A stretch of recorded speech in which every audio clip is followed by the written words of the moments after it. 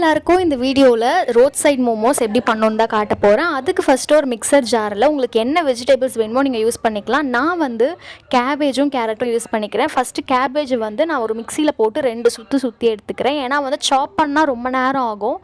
அதுக்கு பதிலாக இந்த மாதிரி மிக்சர் ஜாரில் போட்டு இந்த மாதிரி வெறும் 2 சுற்றில் மட்டும் அரைச்சிக்கணும். அது மாரியும் ஒரு சிலது அரையாமல் இருந்தால் அதை கத்தியை வச்சு சாப் பண்ணிக்கோங்க. இதில் நீங்கள் மஷ்ரூம் கூட ஆட் பண்ணிக்கலாம். மஷ்ரூம், பன்னீர் எந்த வெஜிடபிள்ஸ் வேணாலும் ஆட் பண்ணிக்கலாம். உள்ள ஸ்டஃப் தானே ரொம்பவே சூப்பராக இருக்கும் எது ஆட் பண்ணாலும். நெக்ஸ்ட்டு வந்து நான் கேரட் கிரைண்ட் பண்ணி எடுத்துக்கிறேன். நான் வந்து ரொம்ப ஒரு 10 to 12 பீஸ் வரா மாதிரி அந்த குவான்டிட்டிக்கு ஏற்ற மாதிரி தான் பண்ணேன். நீங்கள் எத்தனை பேர் எவ்வளோ சாப்பிடுவீங்கன்னு பொறுத்து அந்த குவான்டிட்டியில் பண்ணிக்கோங்க. இப்போ நான் நெக்ஸ்ட்டாக கேரட்டை வந்து ஒரு 2 சுற்றி எடுத்துக்கிறேன். இப்போ கேரட்டுமே கிரைண்ட் பண்ணி எடுத்தாச்சு. இதை வந்து ஒரு தனியாக ஒரு பவுலில் ரெண்டுமே சேர்த்து ஆட் பண்ணிக்கிறேன். நான் சொன்ன மாதிரி ரொம்ப கிரைண்ட் பண்ணிடாதீங்க. கொஞ்சம் வெறும் 2 சுத்து மட்டும் இது பண்ணிக்கோங்க. ரொம்ப பண்ணிட்டிங்கன்னா ஒரு மாதிரி தண்ணியாக ஆகிடும், இல்லை ஜூஸ் மாதிரி வர ஆரம்பிச்சிடும்.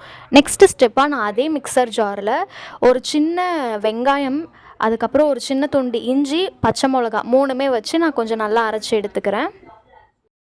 இதை நீங்கள் ரொம்ப பேஸ்ட் மாதிரி அரைச்சாலும் ஓகே, இல்லைனா அதே மாதிரி ஒரு கொரகொரப்பாக அரைச்சாலுமே ஓகே. நான் கொஞ்சம் பேஸ்ட்டு மாதிரியே கொஞ்சம் அரைச்சிக்கிட்டேன். ஏன்னா வந்து இது வந்து ரொம்ப பெருசாக நின்னா நல்லா இருக்காது. ஸோ அதனால் அந்த மாதிரி அரைச்சிக்கிட்டேன். நெக்ஸ்ட்டு சட்னிக்கு ஒரு பெரிய தக்காளி, 3 பல் பூண்டு, 2 காஞ்ச மிளகா வந்து நீங்கள் எவ்வளோ குவான்டிட்டிக்கு பண்ணுறீங்களோ அது பொறுத்த மாதிரி வச்சுக்கோங்க. நான் வந்து அந்த காஞ்ச மிளகாவில் 1 தான் போட்டேன். இதை வந்து ஒரு கடாயில் தண்ணியை வந்து கொதிக்க வச்சுட்டு இந்த 3த்தையும் போட்டுருங்க. அது நல்லா வேக ஆரம்பிக்கும் தக்காளிலாம். அதுக்கப்புறம் அது வெந்து முடித்த உடனே தான் அதை அரைச்சி எடுத்துக்கணும். நெக்ஸ்ட்டு ஸ்டெப்பாக வந்து மோமோஸ்க்கு அந்த வெளி மாவு இருக்கும்ல அதுதான் பண்ண போகிறோம். நான் வந்து என்னோட ஒரு 10 to 12 மோமோஸ்னால் ஒரு 3/4 கப்பு, ஒரு 3/4 டம்ளர் அளவுக்கு நான் மாவு ஆட் பண்ணிக்கிட்டேன். இல்லை 1 டம்ளர் கூட ஓகே தான். எனக்கு வந்து 3/4 டம்ளர் ஆட் பண்ணும்போது எல்லாமே கரெக்டாக போன மாதிரி இருக்குது. ஸோ அதனால் 3/4 டம்ளரே நான் ஆட் பண்ணிவிட்டு அதுக்கு ஒரு தேவையான அளவு உப்பு ஆட் பண்ணிக்கோங்க. உப்பு ஆட் பண்ணிவிட்டு நல்லா அந்த சப்பாத்தி மாவு பிசைற மாதிரி பிசைஞ்சு எடுத்துக்கோங்க. லாஸ்ட்டாக பிசைஞ்சு முடித்த அப்புறம் எண்ணெய் ஒரே ஒரு டேபிள் ஸ்பூன் மட்டும் ஊற்றி அது ஃபுல்லாக ஸ்ப்ரெட் பண்ணி விட்டுட்டு ஒரு 30 மினிட்ஸ் பக்கம் அதை அப்படியே ஊற விட்டுருங்க. ரொம்ப நேரம் பிசைய வேணாம். ஏன்னா ரொம்ப நேரம் பிசைஞ்சால் கொஞ்சம் வெளியில் இருக்க அந்த மாவு வந்து ரொம்ப ஹார்டாக ஆரம்பிச்சிடும். ஸோ அதனால் லைட்டாக கொஞ்சம் பிசைஞ்சிட்டு அந்த வெளியே எண்ணெய் மட்டும் ஊற்றிட்டு அதை அப்படியே ஒரு 30 to 40 மினிட்ஸ் அப்படியே ரெஸ்ட் பண்ண விட்டுருங்க. நெக்ஸ்ட் ஸ்டெப்பாக என்ன பண்ண போகிறோன்னா, நம்ம தண்ணி கொதிக்க வச்சோம்ல அந்த தக்காளி எல்லாத்தையுமே எடுத்து ஆற விட்டுருங்க. அதே கடாயில் என்ன பண்ணுங்கள், 1 டேபிள் ஸ்பூன் எண்ணெய் ஊற்றிட்டு இந்த 2 அரைச்சோம் இல்லையா கேரட், கேபேஜ், அந்த இஞ்சி, பச்சை மிளகாய் எல்லாமே அந்த மிக்ஸ் எல்லாமே போட்டு அந்த ஈரப்பதம் போகிற அளவுக்கு கொஞ்சம் நல்லா வதக்கி எடுத்துக்கோங்க. இது ஒரு 5 to 8 மினிட்ஸ் வரைக்கும் நல்லா வதக்கி எடுத்துகிட்டு அது தனியாக வச்சுடுங்க. நெக்ஸ்ட்டு இந்த சட்னிக்காக வேக வச்சதெல்லாம் ஒரு சுத்த அரைச்சி எடுத்துக்கோங்க. உப்பு வச்சு அவ்வளோதான் நம்மளோட சட்னி ரெடி. இதை வந்து ஒரு சின்ன பவுலில் ட்ரான்ஸ்ஃபர் பண்ணி எடுத்துக்கோங்க. நான் முன்னாடியே சொன்ன மாதிரி சட்னிக்கு ஒரே ஒரு காஞ்ச மிளகா தான் வச்சேன். அது எனக்கு ஏதோ கரெக்டாக இருந்த மாதிரி தோணுச்சு. உங்களோட காரத்துக்கு ஏற்ற மாதிரி நீங்கள் வச்சுக்கோங்க. நெக்ஸ்ட்டு ஸ்டெப்பாக அந்த பிசைஞ்சு வச்ச மாவை இப்போ மோமோஸாக அந்த ஷீட் மாதிரி திரட்டி அது உள்ள ஸ்டஃப் தான் பண்ண போகிறோம். நான் இதை எடுத்துகிட்டு கொஞ்சம் சின்ன பால்ஸாக எடுத்துக்கிட்டேன். நீங்கள் ரொம்ப குட்டியான பால்ஸாக எடுத்துக்கோங்க. ஏன்னா அவுட்டர் லேயர் வந்து திக்காக எனக்கு ஒரு சில மோமோஸ்லாம் நான் பண்ணிட்டேன். அதனால் கொஞ்சம் அது சரியாக வந்த மாதிரி தெரில. அதனால் ரொம்ப கொஞ்சம் தின்னாகவே திரட்டிக்கோங்க.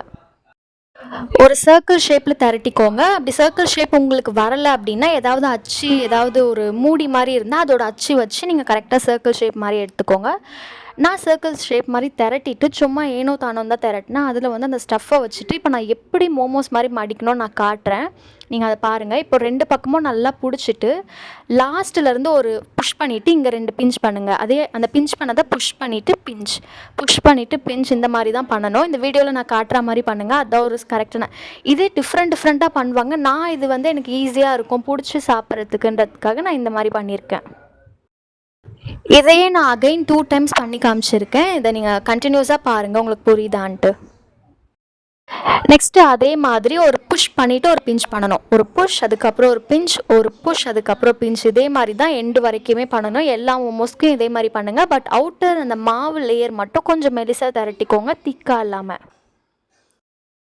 மீன்வைல் இந்த டைமில் வந்து எதில் நீங்கள் ஸ்டீம் பண்ண போகிறீங்களோ, நான் வந்து இட்லி குண்டானில் பண்ணுறனால அதில் வந்து நான் தண்ணி நல்லா கொஞ்சம் ஊற்றிட்டு அதை கொதிக்க வச்சுட்டேன். கொதிக்க வச்ச அப்புறம் இந்த மோமோஸ் எல்லாம் வந்து அந்த பிளேட்டில் வச்சுட்டு எண்ணெய் தடவி வைங்க, இல்லைனா கொஞ்சம் ஒட்டும். ஸோ அதனால் அந்த பிளேட்டில் வச்சுட்டு ஒரு 15 to 20 மினிட்ஸ் வரைக்கும் நான் என்ன பண்ணேன், ஸ்டீம் பண்ண விட்டுட்டேன். ஸ்டீம் பண்ண அப்புறம் நீங்கள் நல்லாவே விசிபிளாக ஒரு சேஞ்சஸ் பார்க்கலாம். ஏன்னா கொஞ்சம் வந்து டிரான்ஸ்பரண்ட்டாக இருக்கும். அதுலேயே உங்களுக்கு தெரிஞ்சிருக்கும் இது வெந்துருச்சு அப்படின்ட்டு. ஏன்னா வந்து வெளியில் இருக்க மாவு மட்டும்தான் குக் ஆகணுமே தவிர உள்ளே இருக்க அந்த ஸ்டஃப்பை ஆல்ரெடி நம்ம கொஞ்சம் வதக்கிட்டு தான் வச்சோம். அந்த ஸ்டஃப்பில் நீங்கள் கொஞ்சம் பெப்பரும் சால்ட்டும் போடணும், நான் சொல்ல மறந்துட்டேன்.